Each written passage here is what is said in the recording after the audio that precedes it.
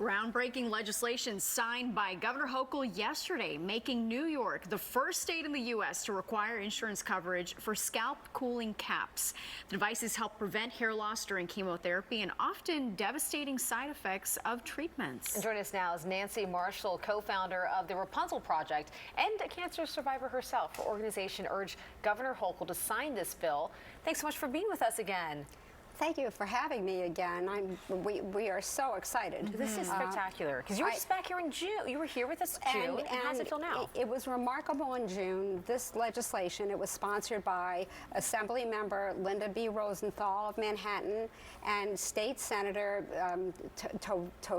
I want to say it right, Tovisky of Queens, two women legislators, and it was passed unanimously in both the Senate and the Assembly of the state of New York. But we didn't know if the governor would sign it. And this weekend, I guess they're getting everything cleaned up for the end of the year, and the legislation got signed apparently Friday night.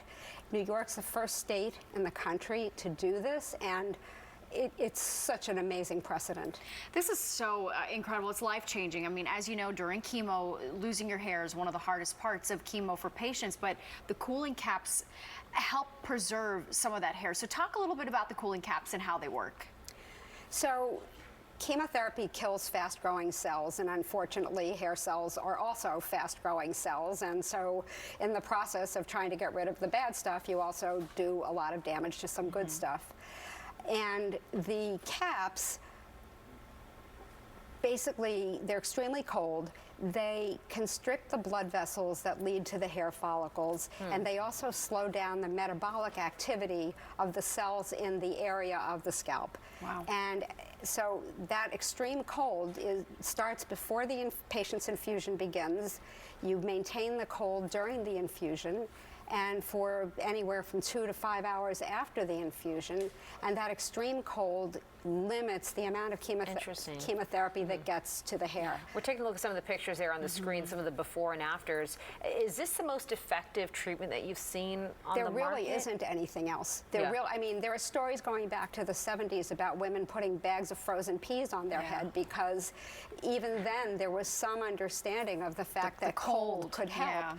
But this process is a game changer. It's not the most fun process to have these extremely cold caps on your head. Wow. But when you consider, you know, as a patient early on said to me, if I can have 6 bad days where I'm cold all day long, and I can walk away from this looking like myself and instead of spending a year or 2 or 3 growing back my hair, and your hair doesn't even come back the same in the beginning. You get chemo hair, and then you get good hair. Yeah, I do want to ask you about that because, I mean, if there's a drawback, if there's any, I mean, yes, keeping your hair during chemo is just so important. It completely, if you could do that, it changes your entire outlook during treatment.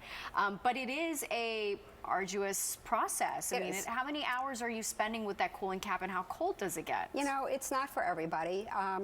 And there are also patients who just say, my hair is not my priority, which we completely respect. But I think for many people, it's the greatest and most feared side effect of chemotherapy. There are drugs for nausea. There's been till now no remedy for hair loss. You wear the caps for a typical chemo infusion of 2 hours. You would probably wear the caps for 30 to 50 minutes before the infusion starts, the 2 hours of the infusion, and 2 to 5 hours after the infusion. For the harsher drugs, you're probably capping for 5 hours.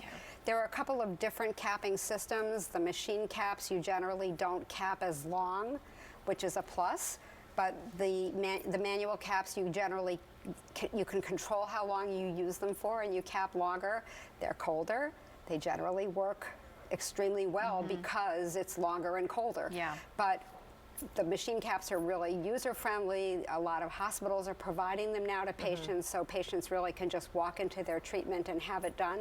But up until now, the issue was lots of people couldn't afford Coverage, Sure. yeah. to do it, and this shouldn't be only available to people who can afford Yeah. it. And it's great that there is now an option that's covered. So Yeah, Nancy, good because news. of your work, you're definitely going to be changing a lot of women's lives come in the future. So we Well, thank appreciate you We've being been at here. it for a long time. We've had lots of help, and I just a shout out to everybody who helped make this bill happen, because hopefully legislators in other states are going to use this as a model so that we can get coverage for patients in other parts of the country. All right, Nancy Marshall, thank you so much. Thank you. Appreciate Being it. here.